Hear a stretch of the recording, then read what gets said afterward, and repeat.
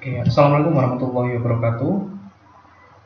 Ya, selamat datang kembali di pertemuan di mata kuliah Matematika Finansial. Pada kesempatan kali ini kita akan membahas mengenai pembayaran pinjaman. Oke, jadi materi mengenai pembayaran pinjaman ini cukup penting. Kalau saya bisa bilang ini adalah salah satu materi utama di mata kuliah Matematika Finansial. Kenapa saya sampaikan demikian? Karena di materi ini banyak sekali aplikasi yang bisa kita gunakan. Jadi teori-teori yang saya jelaskan nanti di materi di bab ini itu cukup banyak digunakan pada lembaga-lembaga finansial. Sebagai contohnya adalah ketika kita bekerja di bank, atau mungkin di lembaga pemberi pinjaman, atau mungkin lembaga leasing. Jadi materi ini biasanya aplikasinya itu adalah di pembayaran cicilan ya. Sebagai contoh, kalau misalkan Anda punya hutang, atau misalkan Anda nyicil atau kredit motor, kredit rumah, atau kredit apapun, itu metode-metode yang akan kita pelajari di bab ini digunakan di sana.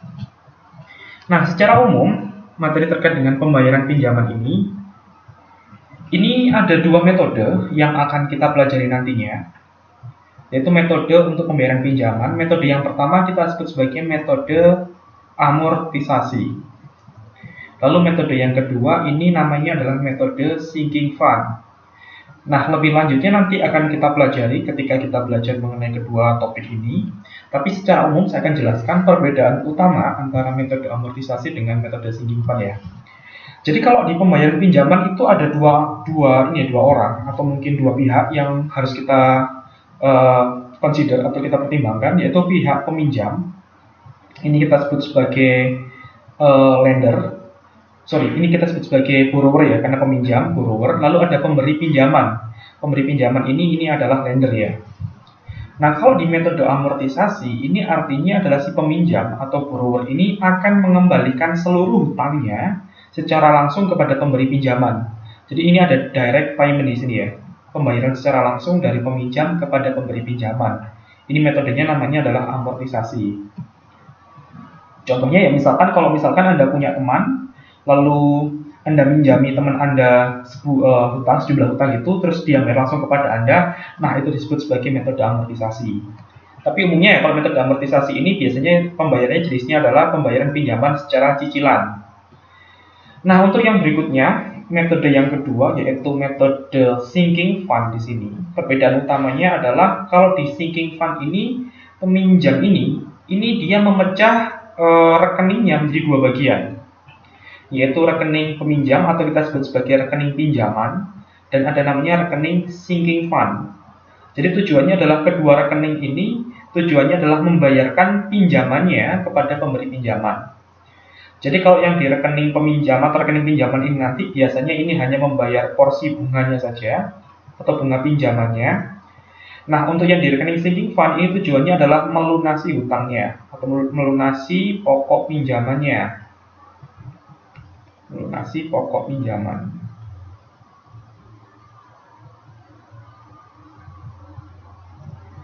Oke, ini adalah penjelasan secara umum ya. Jadi terkait dengan dua metode yang akan kita pelajari, kita lihat lebih lanjut di slide berikutnya.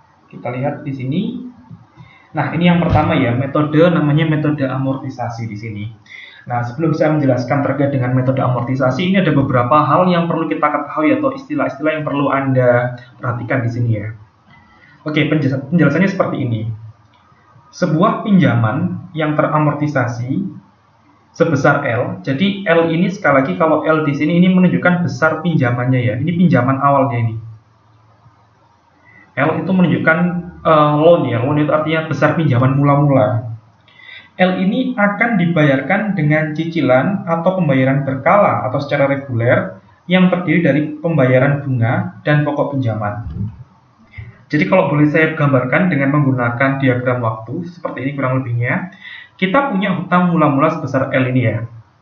Nah, hutang L ini harus dilunasi dengan cara mencicil atau dengan cara mengangsur gitu kan ya.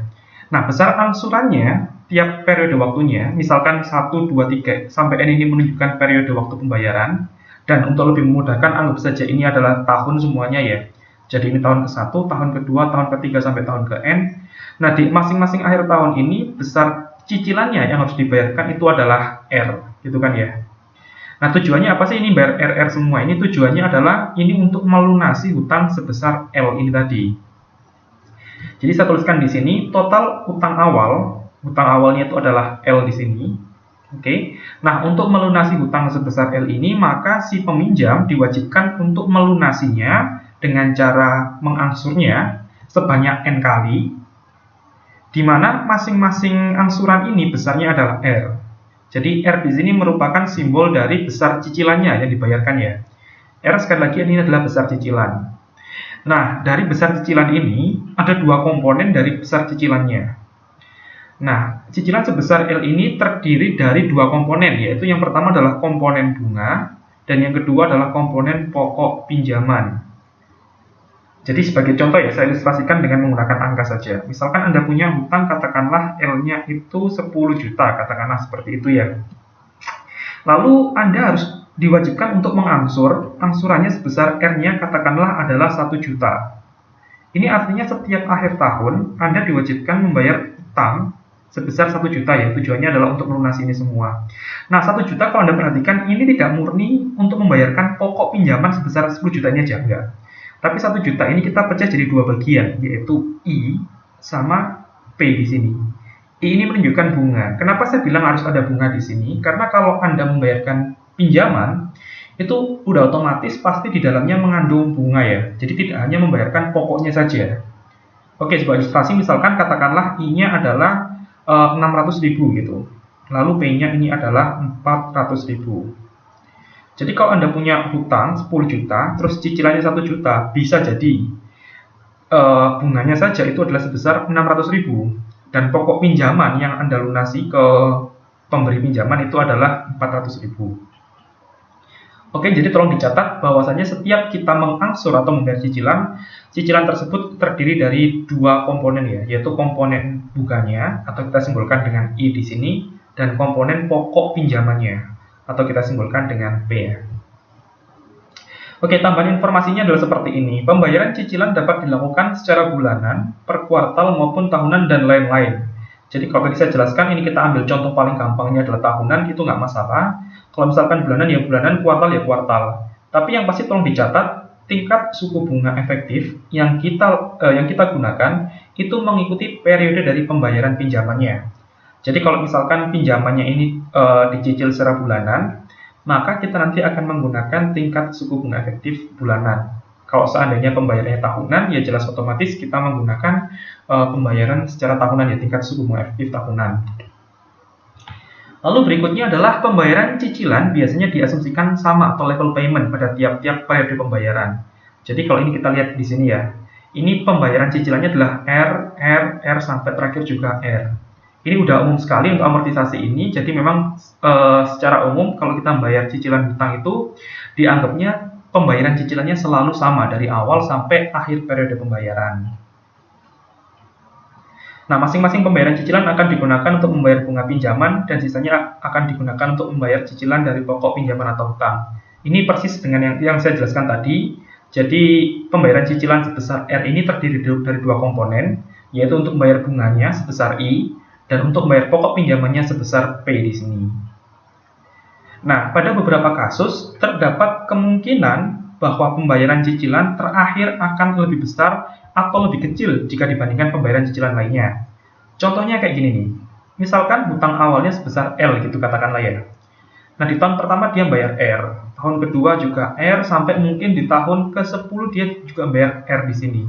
Nah, di tahun ke-11 ternyata karena total hutangnya ini udah banyak yang terbayarkan, bisa jadi dia hanya membayar sebesar X, di mana X ini kurang dari R.